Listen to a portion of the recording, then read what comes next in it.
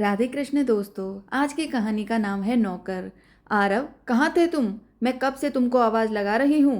रोशनी ने लगभग चिल्लाकर आरव को आवाज़ लगाते हुए कहा। जी दीदी, मैं जरा काम से बाहर गया था, बताइए क्या काम है? आरव ने शालीनता के साथ कहा। यह लो सामान की लिस्ट और फटाफट बाजार जाकर सारा सामान ले आओ, और दुकानदार से एक एक चीज़ का हिसाब बहुत कायदे से लिखवा लेना, क्योंकि वापस आकर तुमको मुझे सारे सामान का पूरा पूरा हिसाब देना है। क्योंकि तुम यह भी अच्छी तरह से जानते हो कि मुझको एक भी पैसे का हेर फेर बिल्कुल भी पसंद नहीं है, इसलिए थोड़ा होशियारी से। रोशनी यह सारी बात एक ही रो में बोलती चली गई। उसने यह बात भी बिल्कुल नहीं सोची कि वहीं पर आरव की नवविवाहिता पत्नी नेहा भी बैठी हुई है। लेकिन आरव को आज पहली बार बड़ी बहन का इस तरह से हिदायत देना बिल्कुल भी अच्छा नहीं लगा। क्या सोचेगी आखिर मेरे बारे में नेहा, कि मैं क्या पैसों का कोई हेर फेर करता हूँ या फिर कोई काम कायदे से नहीं करता। दीदी यह भी नहीं सोचती कि अब मैं कुंवारा नहीं बल्कि शादीशुदा हूँ। इतना सोचते ही आरव की आंखों में आंसू झिलमिलाने लगे। लेकिन आरव ने बड़ी सफाई से अपने उन आंसुओं को धीरे से शर्ट की आस्तीन से फटाफट पोंछ लिया, कि कहीं नेहा उसको इस तरह से देखकर दुखी न हो। झट से उसने सामान की लिस्ट ली और झोला उठाकर बाहर निकल गया। लगभग 15-16 साल का ही रहा होगा आरव, जब एक एक्सीडेंट में उसके मम्मी पापा एक साथ चल बसे और उसके सर से मम्मी पापा का साया हमेशा के लिए उठ गया। बस पूरे घर में एक बड़ी बहन रोशनी ही थी, जो उससे लगभग 10 साल बड़ी थी, और उस समय तक उसके मम्मी पापा ने उसकी शादी भी कर दी थी। और जिस समय आरव के मम्मी पापा ने इस दुनिया से विदाई ली, उस समय तक तो आरव ने सिर्फ हाई स्कूल ही पास की थी, और उम्र के हिसाब से बहुत ही भोला भाला, ज़्यादा चतुराई चालाकी उसको वैसे भी नहीं आती थी। जैसा जैसा बड़ी बहन उस समय कहती गई वैसा वैसा ही आरव चुपचाप करता चला गया, क्योंकि माँ बाप का साया एक साथ सिर से उठ जाने के कारण आरव बहुत ही ज़्यादा दुखी रहता था। रोशनी ने उसके पुश्तैनी घर को किराए पर उठा दिया और आरव को अपने साथ लेकर अपने शहर में चली आई। घर का किराया भी अब वह अपने ही हाथों में रखने लगी। रोशनी के पति कौशल का अपना दाल चावल गेहूं मिर्च मसाले आदि का बहुत बड़ा व्यापार था।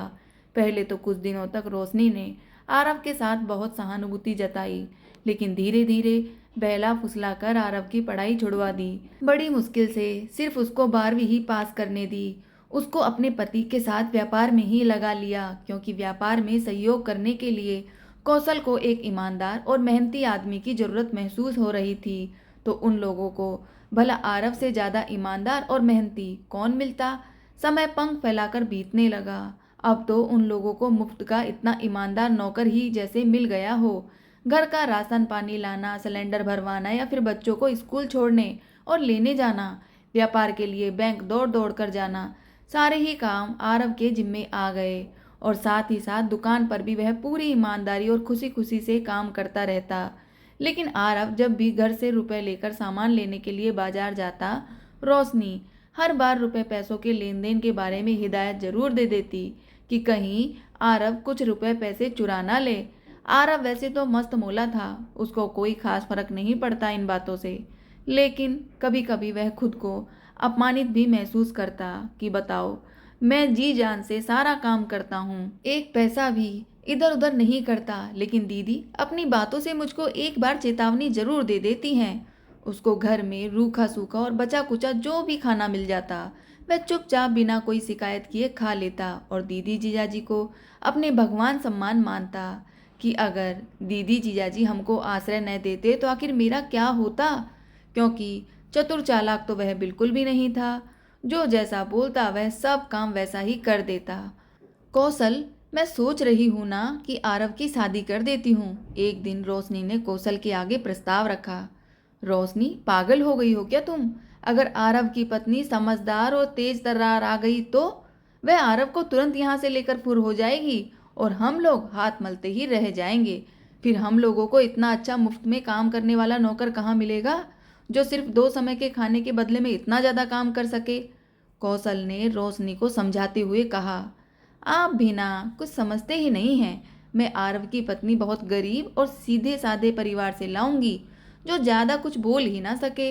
और फिर तुमको तो पता ही है कि घर का काम भी अब मुझसे नहीं होता है, तो घर के काम उससे करवाऊंगी। और आरव, आरव तो तुम्हारे साथ ही जुटा रहता है। जब इसकी पत्नी आ जाएगी तो झाड़ू पोंछा और बर्तन वाली को भी धीरे धीरे करके हटा दूंगी, तो उसके भी तो पैसे बचेंगे ना, वो अलग। रोशनी ने इतनी धीमे से फुसफुसाते हुए कहा कि कोई उसकी बात को सुन न ले, क्योंकि यह बात तो वह भी जानती थी कि दीवारों के भी कान होते हैं। खैर, रोशनी ने एक गरीब और सीधे साधे परिवार की सीधी सादी लड़की नेहा को देखकर आरव की शादी करा दी। नेहा को पाकर आरव की तो जैसे खुशी का कोई ठिकाना ही नहीं रहा, क्योंकि नेहा उससे बहुत ज़्यादा प्यार करती थी। जिस आरव को ठंडा बचा कुचा खाना मिलता था, अब उसको ताज़ा और गर्म खाना मिलने लग गया। जहाँ उसको ठंडी और बासी थर्मस में रखी चाय पीने को मिलती थी, वहीं अब उसको गर्मा गर्म ताज़ी चाय मिलने लगी। जहाँ वह अक्सर मैले कुचेले कपड़े पहने ही नजर आता था, वहीं अब वह साफ सुथरे कपड़े पहने नजर आने लगा। अब यही सोच सोच कर वह बहुत खुश होता था कि चलो, मम्मी पापा के जाने के बाद कोई तो मुझको प्यार करने वाला आ गया। लेकिन यह बात रोशनी को फूटी आंख ना सुहाती और वह नेहा के ऊपर गुस्सा होती। नेहा, मेरी एक बात कान खोलकर सुन लो। ऐसा है कि यह बार बार रोटी सेकने और बार बार चाय बनाने में गैस का बहुत खर्चा हो जाता है। एक बार में ही सब बना कर रख दो, जिसको जब मौका मिलेगा तब वह खा पी लेगा। हमारे यहाँ हर समय गैस जलाने का रिवाज नहीं है। रोशनी उस समय बहुत ज़्यादा गुस्से में थी और वह तेज चिल्लाते हुए नेहा से बोली। उस समय वह आरव को गर्मा गर्म रोटियां खिला रही थी। लेकिन दीदी, कोई बहुत ज़्यादा फर्क नहीं पड़ता है। अगर मैं ताज़ा खाना और ताज़ी चाय बनाकर दूंगी तो यह ज़्यादा अच्छी तरह से खा पी सकेंगे और इनकी सेहत भी अच्छी रहेगी। नेहा बहुत नम्रतापूर्वक बोली।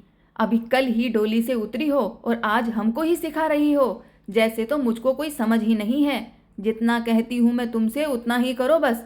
यह तो हमारा एहसान मानो जो हम उसको अपने साथ ले आए, वरना उसको कौन रखता, कौन खिलाता पिलाता, पड़ा होता किसी कोने में। रोशनी इतना कहकर अपने कमरे में चली गई। उसने यह भी नहीं सोचा कि वह यह सब अपने सगे छोटे भाई के लिए बोल रही है। नेहा की आंखों में भी नमी सी तैर गई। खैर, उस समय आरव भी एक ही रोटी खाकर उठ गया और खाना तो नेहा के मुंह में भी नहीं चला। इसी तरह से रोज किसी न किसी बात पर तिरस्कृत होते हुए दोनों पति पत्नी रह रहे थे। जो बातें पहले आरव बेफिक्र होकर सुन लेता था, अब कहीं ना कहीं वह बातें दिल में दर्द देने लगी, क्योंकि अभी तक तो वह सिर्फ अपना ही अपमान सहन कर रहा था और अब पत्नी के भी अपमान का घूंट पीना पड़ रहा था उसको। देखो ना, मैं तुमसे कहती थी ना कि आरव की पत्नी भी हमारे घर बिल्कुल नौकरानी बनकर ही रहेगी। वही हो रहा है ना। मैं तो बिल्कुल ठाठ से रहती हूँ, ना किसी बात की जिम्मेदारी, ना ही कोई टेंशन। तुम बेकार में ही डर रहे थे। अब तो मैं जिंदगी भर सेठानी बनकर रहूंगी और तुम सेठ बनकर, और यह दोनों पति पत्नी हम लोगों के नौकर नौकरानी बनकर ही रहेंगे। रोशनी ने बड़ी बेशर्मी के साथ कौशल से कहा और दोनों हंस पड़े। स्वार्थ के कारण वह यह भी भूल गई कि आरव उसका छोटा भाई है और नेहा उसकी छोटी भाभी। रोशनी, बिल्कुल सही सोच रही हो। वैसे तो मैं बनिया हूँ, लेकिन तुम तो मुझसे भी ज्यादा होशियार निकली। कौशल भी बेशर्मी की हंसी हंसते हुए बोला। इत्तेफाक से उस समय आरव किसी काम के लेन देन के हिसाब के लिए कौशल के कागज पर हस्ताक्षर करवाने के लिए आ गया था और उसने जैसे ही रोशनी के मुंह से अपना और नेहा दोनों का नाम सुना तो वह वहीं दरवाजे पर दुबक कर खड़ा हो गया कि जरूर यह लोग हम दोनों की प्रशंसा कर रहे होंगे कि हम लोग कितनी अच्छी तरह से इन लोगों का साथ निभा रहे हैं। लेकिन यह क्या, यह लोग तो हम दोनों को नौकर नौकरानी बनाने पर तुले हुए हैं। हे भगवान, मेरी बड़ी बहन होकर भी इतनी बड़ी जालसाजी हम लोगों के साथ कर रही है। और इससे आगे वह कुछ भी नहीं सुन सका, तुरंत उल्टे पांव वापस चला गया। इधर जैसे ही आरव जाने लगा तो रोशनी को किसी के पैरों की आवाज आई। उसने झट से खड़े होकर देखा तो आरव वहां से जा रहा था।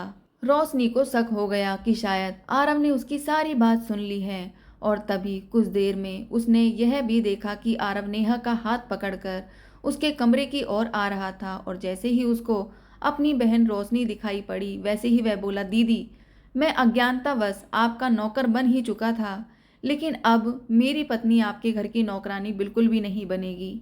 आज और अभी हम दोनों इस घर को छोड़कर जा रहे हैं, हमेशा हमेशा के लिए, क्योंकि अब हम दोनों को आप दोनों का कोई भी एहसान नहीं चाहिए। मैं नहीं चाहता कि कल को हमारे बच्चे हों और वह भी इस घर में तिरस्कार भरी जिंदगी जिए। वैसे तो दीदी शायद मैं कुछ भी नहीं सोचना चाहता था, लेकिन जब से मैंने आपकी बात सुनी है, आज आपकी हर बात को याद करके मुझको महसूस हो रहा है कि आपने हमेशा हमारे साथ नौकरों के जैसा ही व्यवहार किया है।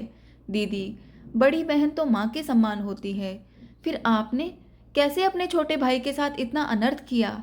आप स्वार्थ में इतना गिर गई कि अपने भाई और भाभी को ही नौकर नौकरानी बनाने की सोच ली। आपकी सोच पर मुझे शर्म आ रही है। दीदी, अब हम लोग एक पल भी इस घर में नहीं रहेंगे। हमारा घर तो हमारे पास है ही, और हम दोनों मिलकर इतनी मेहनत करेंगे कि जिससे हम लोग पूरी तरह से स्वाभिमान की जिंदगी व्यतीत कर सकें। यह सब कहते कहते जैसे आरव का शरीर थरथराने सा लगा, और उधर तब तक कौशल भी आरव की आवाज़ सुनकर बाहर निकल आया था। तुम होश में तो हो ना? अब एक तो हम लोगों ने तुम्हारे ऊपर एहसान किया, और तुम बदले में हम लोगों को आंखें दिखा रहे हो। आरव रिश्ते की मर्यादा भूलकर चिल्लाते हुए बोला, जीजाजी, यह तो आप भी खुद अच्छी तरह से जानते हैं कि आप लोगों ने एहसान किया है या एहसान फरामोशी की है, लेकिन अब मेरी आंखों के आगे पड़ा पर्दा हमेशा के लिए हट गया है। आरव रोते हुए बोला, अरे आरव, तुम शायद गलत समझ रहे हो। ऐसा कुछ भी नहीं है, तुम लोग आराम से इस घर में रहो, तुम लोगों को कोई भी दिक्कत नहीं होगी। रोशनी शब्दों में मिठास घोलते हुए बोली, क्योंकि अब तो बाजी पलट गई थी। एक साथ घर और दुकान को संभालने वाले चले जा रहे थे। नहीं दीदी, अब मैं सब कुछ समझ गया हूँ। मेरी आंखों पर पड़ा पर्दा हमेशा के लिए हट गया है। आपको अपनी बहन कहते हुए भी मुझे लाज आ रही है। और आरव नेहा का हाथ पकड़कर घर से बाहर निकल गया। रोशनी और कौशल उन दोनों को जाते हुए चुपचाप देखते रह गए, क्योंकि अब पछताए होत का जब चिड़िया चुग गई खेत। ऐसे लोगों के साथ ऐसा ही होना चाहिए था। यह रिश्तों के नाम पर एक कलंक है। दोस्तों, आपकी क्या राय है इस कहानी के बारे में? अपनी राय को कमेंट में ज़रूर लिखें, और आपको आज की कहानी पसंद आई हो तो इसे आगे भी शेयर करें। मिलते हैं इसी तरह की दूसरी कहानी में। धन्यवाद दोस्तों। जय श्री राधे कृष्ण दोस्तों।